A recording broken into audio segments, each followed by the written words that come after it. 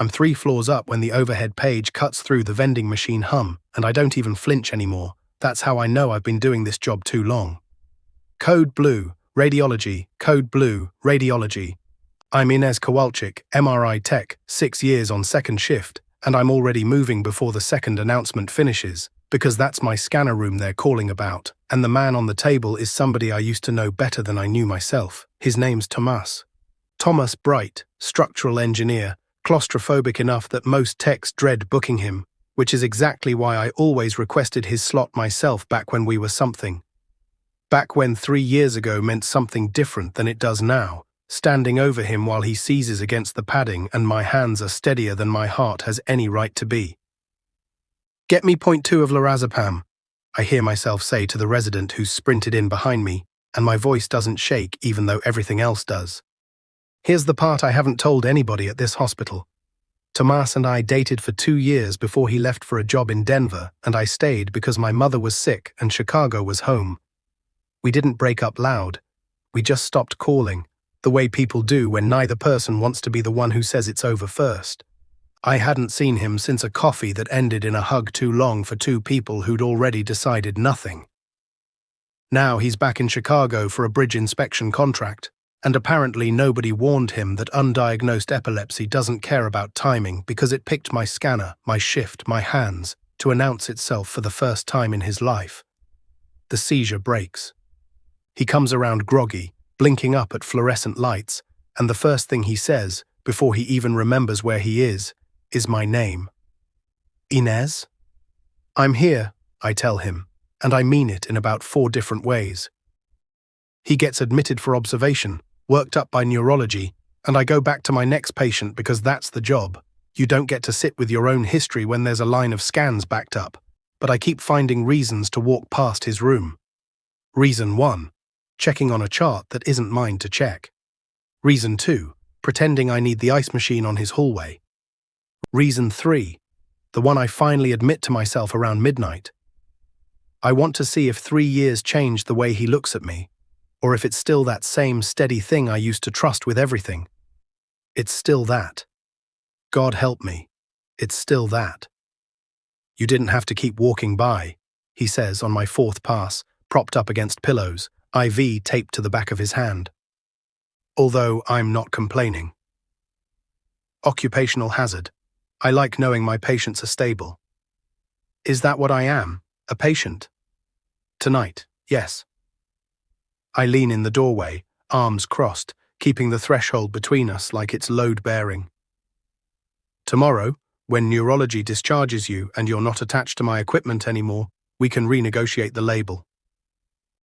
He laughs, and it turns into a wince because his head's still pounding from the seizure, and I hate how badly I want to cross the room and put my hand against his forehead the way I used to when he had migraines back in the old apartment on Fullerton. "I looked you up once," he admits.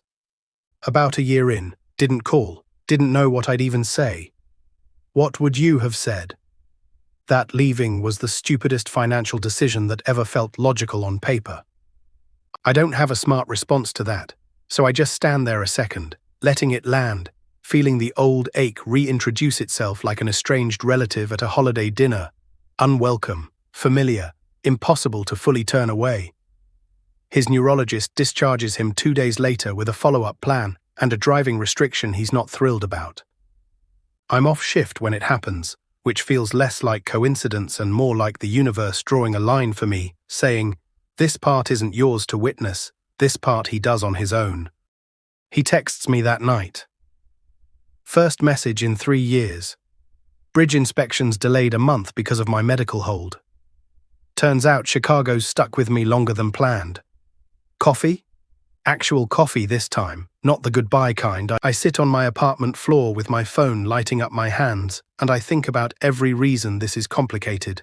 He's not my patient anymore, hasn't been since discharge, that boundary closed clean and proper, but the harder question is the one underneath it. Do you let someone back in just because the timing accidentally lined up? Or does love only count if you'd have chosen it without a seizure and a scanner room forcing your hand? I think about my mother, healthy now, 5 years past the diagnosis that kept me anchored in Chicago while he flew off to Denver. I think about how much of my 20s I spent being the responsible one, the steady hands, the person everyone needs at 3 in the morning, and how rarely anybody asks what I need back. Yes, I type. But you're buying, since you clearly have the time now. We meet at a diner 2 blocks from the hospital, neutral ground, bright morning light instead of fluorescent midnight. He's nervous in a way I never saw him be nervous before, fidgeting with a sugar packet like it owes him money, and something about that unsteadiness undoes me more than any grand declaration could have. I keep thinking about the timing, he says. Like, of all the hospitals in this city, of all the technicians on shift that day. Coincidence isn't fate, I tell him, though I don't fully believe myself. It's just coincidence that gave us a doorway. What we do with the doorway is the actual choice. So what do we do with it?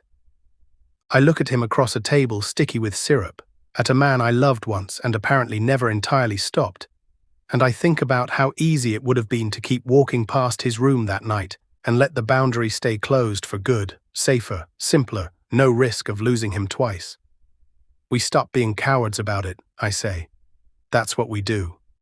He reaches across the table, and I let him take my hand, and somewhere behind us a waitress refills coffee nobody's drinking fast enough, and I think about all the people who get a second chance handed to them wrapped in something as strange as a seizure in an MRI suite, and whether recognizing it as a gift instead of just bad luck is its own kind of small, quiet bravery, the kind nobody applauds you for, but the kind that changes the whole rest of your story anyway.